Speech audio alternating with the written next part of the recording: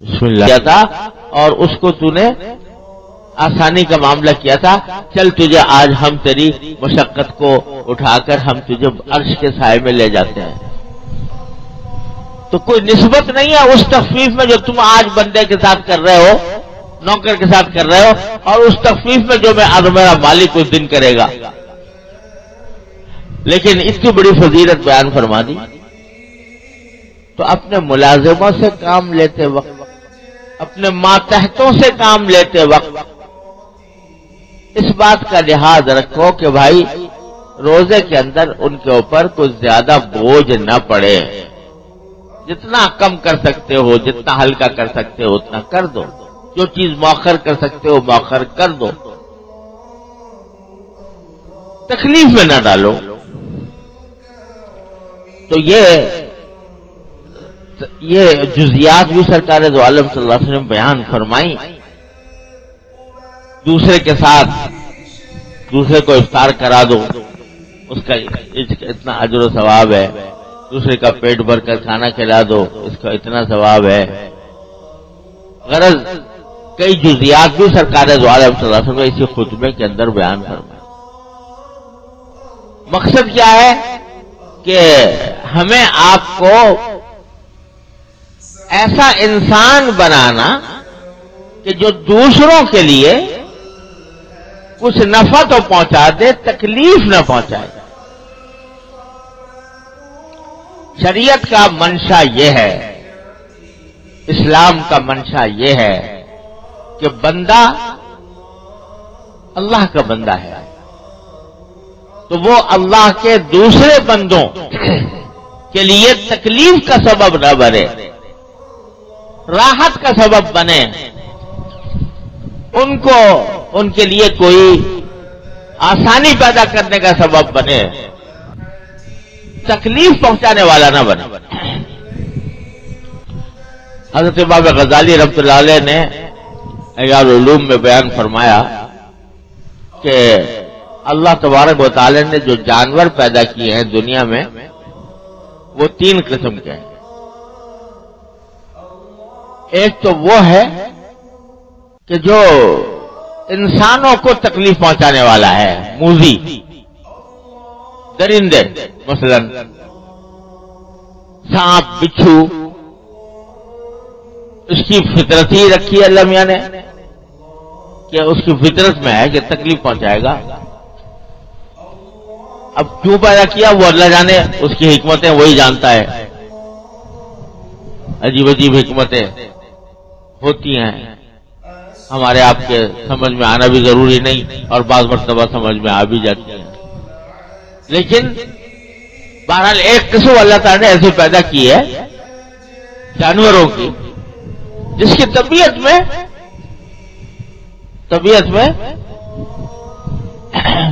تکلیف پہنچانا. تو وہ کہتے ہیں کہ ایک مرتبہ ایک بچھو جو ہے وہ کسی کچھوے کے اوپر سوار ہو گیا. اب وہ کچھوا جو ہے اس کو پانی میں تیرتا ہوا ایک جگہ سے دوسری جگہ لے جا رہا ہے. اس کے لیے کشتی بنا ہوا ہے.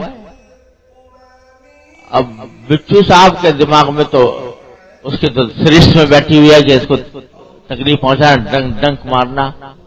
تو وہ اس کچھوے پہ ڈنک مار رہا ہے. اب ڈنک مار رہا ہے لیکن اب وہ کچھوا تو اس کی پشت جو ہے وہ سخت ہے تو اس کو کچھ اثر ہی نہیں ہو رہا, مگر آواز آ رہی ہے کچھ کھٹ کھٹ کرنے کی. تو کچھوے نے پوچھا بھائی کیا کر رہے ہو؟ کہا کہ یہ میری عادت ہے, یہ عادت ہے, اپنی عادت کر رہا ہوں, عادت کے مطابق کام کر رہا ہوں. اس نے کہا اچھا. تو اسے غوطہ لگایا پانی میں اور کہا کہ یہ بھی میری عادت ہے.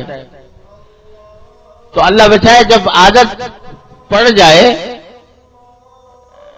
کسی کو نقصان پہنچانے کی تو اس کی طبیعت میں سرشت میں داخل ہو جاتا ہے تکلیف پہنچانا. تو یہ بہت سے جانور ایسے اللہ نے پیدا کیے ہیں تکلیف ہی پہنچانے کے. انسان کے لیے کوئی نفع بخش نہیں ہے تکلیف پہنچائے گی. کچھ جانور اللہ تبارک و تعالی نے ایسے پیدا فرمائے ہیں کہ جو نفع پہنچانے والے ہیں، نفع پہنچانے والے ہیں. گائے ہے، بھینس ہے، بکری ہے، تو انسانوں کے فائدے کے لیے رہنے. دودھ تم اس کا پیتے ہو، اور بیچاری باوجود اتنے طاقتور ہونے کے، گائے کو دیکھو کتنی طاقتور ہے انسان کے مقابلے میں، لیکن کتنے طاقتور ہونے کے باوجود بیچاری گردن ڈال دیتی ہے کہ اچھا کاٹ لو، ذبح کر لو، میرا گوشت بناؤ، اس سے مزے اڑاؤ، اس کے کباب بناؤ، اس کے کوفتے بناؤ، اس سے اپنے منہ کی لذت حاصل کرو. طاقتور ہے بہت. اگر کبھی مقابلے پہ آ جائے تمہارے ہمارے گائے، جب کبھی بدک جاتی ہے نا قربانی کے زمانے میں، اگر گائے بدک جائے تو 10 آدمی مل کے بھی اس کو قابو نہیں کر پاتے. اتنی بڑی طاقت اس کو اللہ نے دی ہے. اور اگر وہ کہیں مارنے پہ آ جائے یا کچھ پہ آ جائے تو تمہارا وجود ہی ختم ہو جائے. لیکن اللہ تعالیٰ نے اس کی سرش میں پیدا کر دیا ہے نفع پہنچانا، نفع پہنچانا، اپنی قربانی دے کر بھی نفع پہنچانا، اپنی جان دے کر بھی نفع پہنچانا. بیچارے کے ہاتھ پاؤں باندھ دو گے، لٹا دو گے، اس کو ذبح کر کے کھا جاؤ گے ساری. آدمی ذرا سوچے کہ اگر ساری عمر کا حساب لگائے تو کتنی گائیں کتنے بکرے کھا چکا ہے ایک آدمی، منوں ٹنوں کے حساب سے. اور اللہ تعالیٰ نے اس کو تمہارے نفع کے لیے پیدا کر دیا ہے. اولم یروا انا خلقنا لهم مما عملت ایدینا انعاما فهم لها مالکون. قرآن کریم توجہ دلاتا ہے، ارے کبھی سوچا تو کرو خدا کے بندو کہ یہ جانور جو تھے، یہ مویشی، یہ ہم نے اپنے ہاتھوں سے بنائے تھے، ہم نے پیدا کیا تھا، ہم نے ان کے اندر ساری صلاحیت رکھی تھی، لیکن تم مالک بنے بیٹھے ہو اس کے. اولم یروا انا خلقنا لهم مما عملت ایدینا انعاما فهم لها مالکون ولهم فیها منافع ومشارب. اور کتنے تمہارے اس میں فائدے ہیں ان سب مویشیوں کے اندر. کوئی جز ایسا نہیں ہے ان مویشیوں کا جس سے تم فائدہ نہ اٹھاتے ہو. جب تک زندہ ہے، جب تک زندہ ہے اس کا دودھ پی رہے ہو، اس پہ سواری کر رہے ہو، اس کو ذبح کر دیا، گوشت کھا رہے ہو، ہڈیوں سے پتہ نہیں کیا کیا بنا رہے ہو، کھال اس کی اتار کے اس کے جوتے بنا رہے ہو، اس سے کیسے کیسے کپڑے بنا رہے ہو. وَلَهُمْ فِيهَا مَنَافِعُ وَمَشَارِبُ وَمِنْهَا تَأْكُلُونَ. تو یہ سب کچھ تمہیں ہو رہا ہے کہ نہیں؟ اور یہ ہم نے دے رکھے ہیں تمہیں، تمہارے آگے مسخر کر رکھے ہیں. تم بھی آخر کسی کے آگے مسخر ہو کہ نہیں؟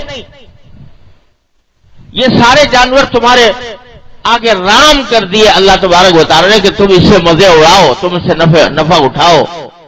تم بھی آخر کسی کو نفع دینے کے واسطے ہو کہ نہیں ہو؟ تمہیں بھی آخر کسی کا حکم ماننا ہے کہ نہیں ماننا؟ تو اولم یروا انا خلقنا لهم مما عملت ایدینا انعاما فهم لها مالکون.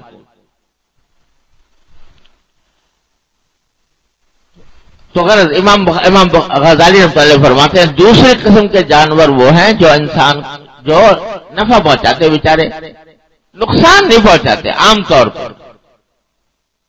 عام طور سے ان سے کوئی نقصان انسان کو نہیں پہنچتا، گائے سے، بکری سے، بھینس سے. مگر بھینس سے میری مراد یہاں والی بھینس ہے جو پاکستان ہندوستان کی. افریقہ میں چلے جاؤ تو یہ بھینس جو ہے بڑا زبردست درندہ ہے، آدمی کو چھوڑتی ہی نہیں. یہاں تو آپ دودھ نکال رہے ہو اس کا، وہاں دودھ نکالنا کیا ممکن ہی نہیں ہے. وہ تمہیں بالکل اس طرح پھاڑ کھائے گی جیسے کہ بھیڑیا پھاڑ کھاتا ہے، درندہ ہوتا ہے وہ. لیکن اللہ تعالیٰ نے یہاں ہمارے لیے اس کو نفع کا اور فائدے کا ذریعہ بنا رکھا ہے. تو دوسری قسم وہ ہے. تیسری وہ ہے کہ جو بیچارہ انسان سے کوئی تعلق ہی نہیں اس کا، تیسری قسم جانوروں کی وہ ہے، نہ کوئی تمہیں نقصان پہنچاتا ہے اور نہ کوئی تمہیں فائدہ پہنچاتا ہے، وہ اپنے کام سے کام رکھتا ہے، تم اپنے کام سے کام رکھتے ہو، وہ نہ اس سے تمہارا کوئی جوڑ ہے، نہ ملاپ ہے، نہ کچھ ہے۔ تیسرے قسم کے جانور ایسے بھی ہوتے ہیں۔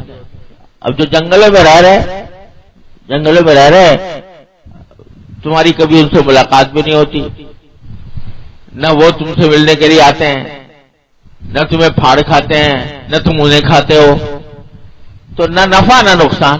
یہ تین قسم کے جانور اللہ نے پیدا کیے دنیا میں۔ تو غزالی رحمۃ اللہ فرماتے ہیں کہ بھائی اگر اچھی بات تو یہ ہے کہ تم دوسری قسم کے بن جاؤ، یعنی فائدہ پہنچانے والے، گائے بکری بن جاؤ، دوسروں کے لیے گائے بکری بن جاؤ کہ اس کے کم از کم دودھ سے فائدہ پہنچ جائے دوسروں کو، اور اگر بہت ہی کچھ ہے تو نہ کم از کم وہ تیسری قسم کے بن جاؤ کہ نہ نفع پہنچائے نہ نقصان پہنچائے۔ لیکن بھیڑیا بننے سے تو بچو، سانپ بچھو بننے سے تو بچو کہ جس سے دوسروں کو تکلیف پہنچے۔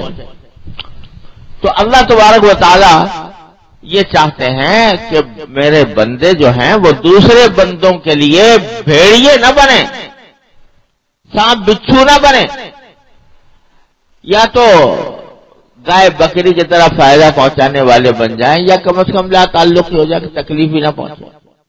لیکن اچھی بات یہ ہے کہ فائدہ اپنی ذات سے کسی کو فائدہ پہنچانے کی نیت رکھو اور اس کی کوشش کرو۔ اس کا نام مواسات، کہ کچھ مجھ سے دوسرے کو فائدہ پہنچ جائے، اور دوسرے کو فائدہ پہنچانا بھی اپنے فائدے کے لیے، کہ اس کے نتیجے میں اللہ تبارک و تعالی انشاءاللہ مجھے بھی فائدہ پہنچائے گا۔ اللہ اکبر۔ آپ دیکھو کہ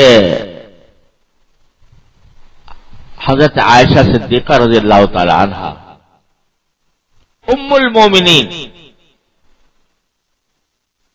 وہ ذات کہ جس کی عفت و عصمت کی، جس کی پاکیزگی کے فرشتے بھی قسم کھائیں، اس کی ذات والا صفات پر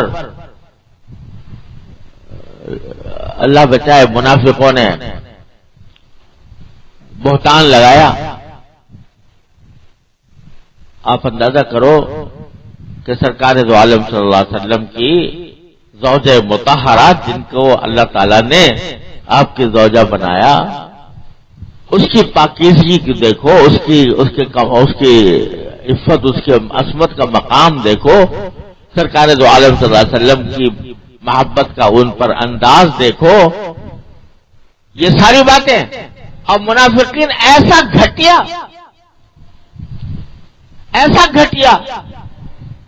الزام لگا رہے ہیں، کتنی بڑی زبردست تکلیف کی بات ہے۔ سرکار دو عالم صلی اللہ علیہ وسلم پر بھی کئی دن تک اس کی تکلیف رہی، اور اس میں منافقین کی ریشہ دوانیوں سے کچھ بیچارے مخلص مسلمان بھی دھوکے میں آ گئے۔